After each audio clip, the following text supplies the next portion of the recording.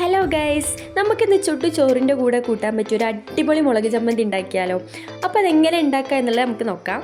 അതിനായിട്ട് ഇതാ അവിടെ ഒരു ചട്ടി എടുത്തിരിക്കുന്നു. എന്നിട്ട് അതിലേക്ക് 1 ടേബിൾ സ്പൂൺ വെളിച്ചെണ്ണ ഒഴിച്ചു കൊടുക്കാം. അത് ചൂടായി വരുന്ന ടൈമിൽ അതിലേക്ക് ഒരു 7 ഉണക്കമുളക് ഇട്ട് കൊടുക്കാം. എന്നിട്ട് ഇതൊന്ന് ചൂടാക്കി എടുക്കണം.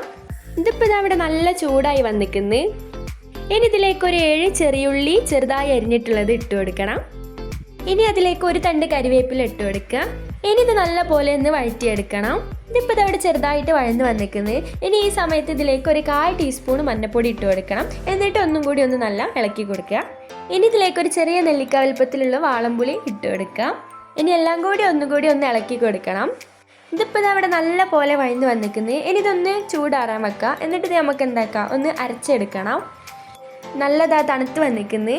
ഇതിപ്പോൾ ജാറിലേക്ക് ഇട്ടു.